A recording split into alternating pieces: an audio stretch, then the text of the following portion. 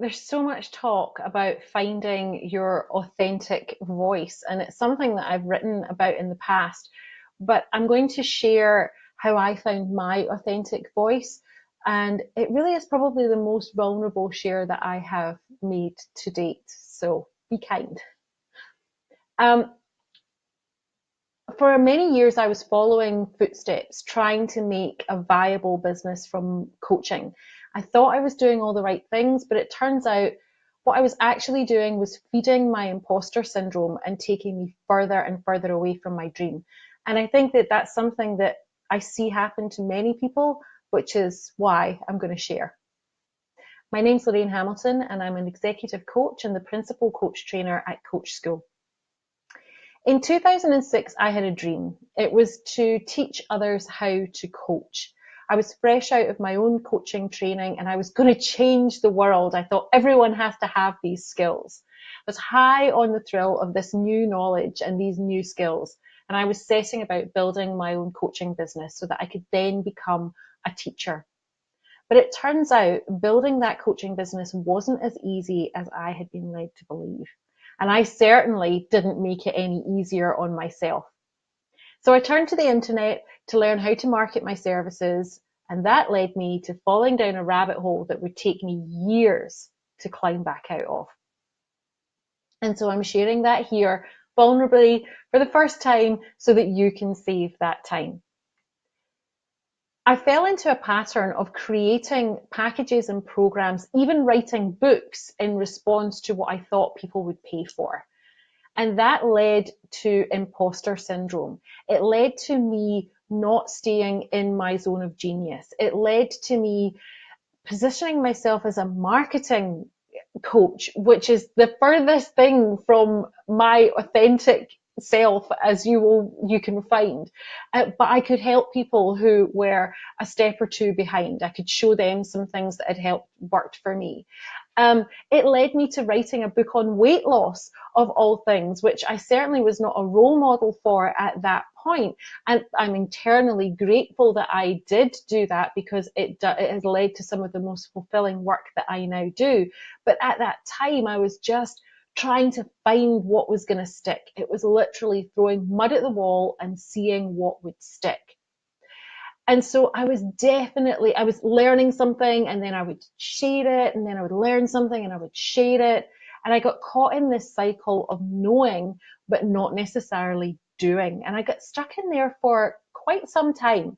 I had varying degrees of success and I've always had clients all the way through my coaching career. I've never been without clients and without the ability to coach, but actually finding that feeling of belonging and authenticity and being able to stay in my own lane took a long time.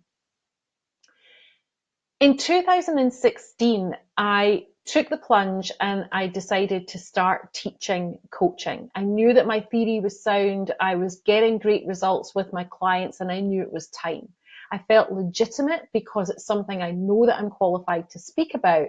But then I launched the Certified Professional Coach program from Coach School and it felt really icky. And so I went straight back onto that imposter syndrome wheel. I did the launch the way that everyone told me. So I was back in that cycle of following in the footsteps and not doing it for my reasons. And it was quite a difficult time because there was lots of other things happening as well. So everything was kind of resting on this launch. And the crunch point had really come when my parents had told me that they were coming to stay with us in New Zealand because I'm from Scotland and they were in Scotland. They were coming over my mum's 70th birthday, which fell on my daughter's 10th birthday, and then they were going to stay through Christmas. And I thought, well, this is great, but I still had my day job and I had no annual leave left. And I was aware that this could be my parents' last trip to New Zealand. And sadly, I was right because in my dad's case, he died about a year and a half ago. And that trip was the last time that I saw him. And so in order for me to live with the fact that this could be the last time that my parents were going to come out and I had no annual leave, I left my day job. Now, this day job, I used to call it my golden handcuffs job because it was really well paid. It was, I was an engineering manager for a telecommunications company in New Zealand, and I had been there for 7 years. I took a 6-month contract. It lasted 7 years. And it had really been, I loved my job. I loved my team, but I also loved coaching and I loved that business. And the two things together had been conflicted for quite some time. And this crunch point meant that I knew in my heart and my gut that I had to have this time with my parents. But now I had to make my business work. And it was so hard. I can still remember sitting in my kitchen and sobbing, just sobbing. I just allowed myself to be so scared and so sad without knowing how to fix it. I felt like such a failure to my husband and my family that I couldn't keep on going to my day job and making really good money as well as building a business on the side. It was just that sense of, oh, what a failure. I've let everybody down. But deep in my heart and my gut, I knew I had done the right thing. And that lesson, though, of sitting in my kitchen and sobbing and allowing myself to feel everything was such a turning point for me. I survived. I don't ever remember allowing myself to feel the way that I did that day without anyone rescuing me, without me blaming someone else for my situation, without me trying to come up with the solution, the magic bullet that was going to solve the problem. It was just me and what I felt. And I realized that if I could feel scared and survive, then I could do it again and again and again. And that was the beginning of my finding my authentic voice. I realized that I could do things on my terms, my way, because I'm creating my own version of success for me and my family. I don't have to set goals that don't inspire me. I don't have to do what everybody else is doing. And I don't have to do it the way that it's always been done.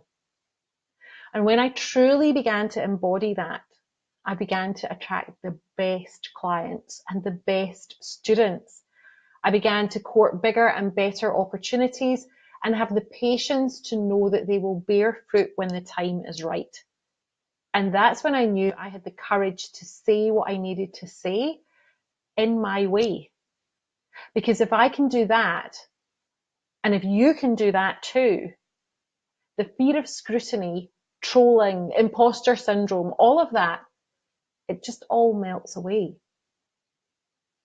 Because in my heart, I know that I will feel uncomfortable, scared, and sad again, but I will also survive. If you're interested in breaking through your imposter syndrome and finding your authentic voice and would like my help, then follow the links below this video.